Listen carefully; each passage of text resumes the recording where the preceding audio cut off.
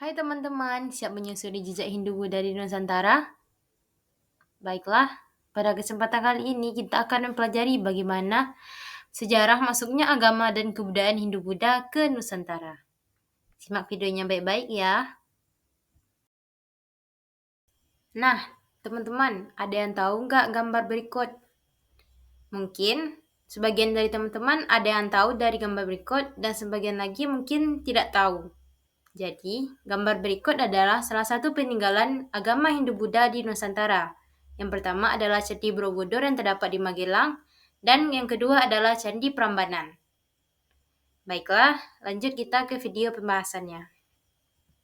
Pernahkah kita membayangkan bagaimana budaya dan agama yang kita kenal sekarang berawal dari perjalanan yang panjang, yang penuh dinamika dan interaksi antar-bangsa? Hari ini kita akan menjelajahi sebuah bab penting dalam sejarah Nusantara, yaitu masuknya agama dan kebudayaan Hindu-Buddha ke Indonesia. Proses ini tentunya bukan sekedar hanya perpindahan ajaran, tetapi membawa perubahan besar dalam tatanan sosial, pemerintahan, seni, dan budaya yang membentuk identitas bangsa kita hingga kini.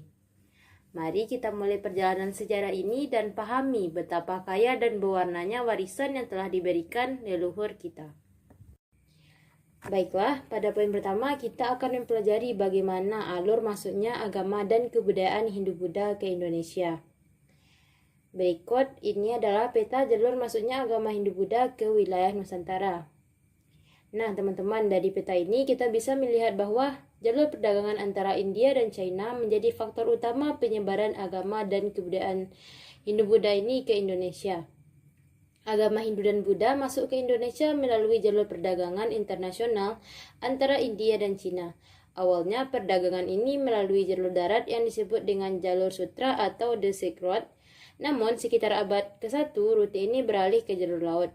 Para pedagang melewati Teluk Benggala, Kepulauan Andaman, kemudian masuk ke Selat Malaka hingga sampai di Nusantara. Nah, dari sinilah interaksi budaya dan agama mulai terjadi. Poin yang kedua adalah sumber sejarah masuknya agama Hindu-Buddha ke Nusantara.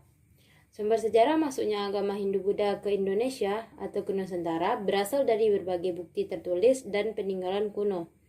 Dari India, hubungan ini terlihat dalam kitab Jataka dan Ramayana yang menyinggung Nusantara.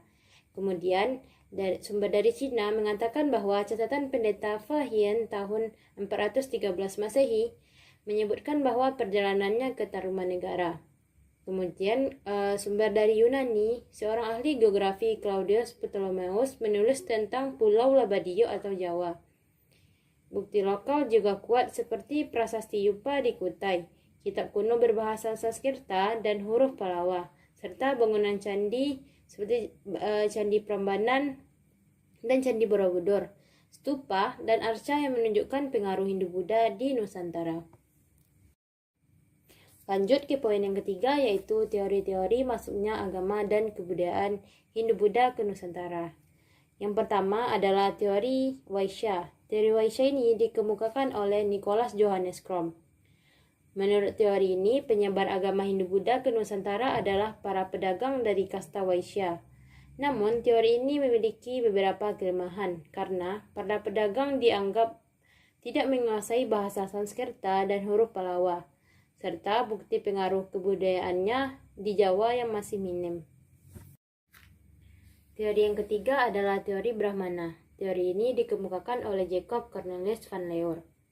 Teori ini menyatakan bahwa penyebar agama Hindu-Buddha adalah para Brahmana yang datang atas undangan para kepala suku di Nusantara. Mereka kemudian menyebarkan ajaran dan sistem keagamaan dari India. Namun, kelemahan teori ini adalah dalam tradisi Hindu, para Brahmana sebenarnya dilarang menyeberangi lautan. Teori yang terakhir yaitu teori arus balik.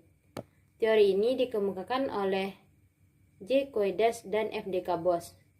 Teori ini menjelaskan bahwa justru bangsa Indonesia sendirilah yang pergi ke India untuk belajar agama dan kebudayaan India.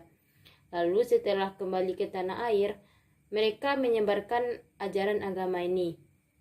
Kelemahan teori ini adalah pada masa itu bangsa Indonesia dianggap belum cukup maju untuk belajar langsung ke India.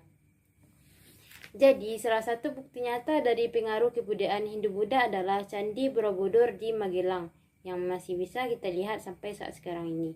Candi ini penuh dengan relief yang menceritakan ajaran Buddha dan menjadi warisan budaya dunia. Maksudnya agama Hindu-Buddha memberi pengaruh besar bagi kehidupan masyarakat Nusantara. Terjadi proses alkulturasi antara budaya India dan lokal tanpa menghilangkan ciri aslinya. Dalam seni bangunan, muncul candi megah seperti Borobudur dan Prambanan. Relief di dinding candi menggambarkan kisah Ramayana dan riwayat Sang Buddha. Dalam seni pertunjukan, wayang berkembang dengan cerita epos India yang disesuaikan dengan budaya Jawa. Di bidang pemerintahan, kepala suku berubah menjadi raja dan lahirlah sistem kerajaan. Terakhir, dalam kepercayaan, ajaran Hindu-Buddha berpadu dengan animisme dan dinamisme yang telah ada sebelumnya.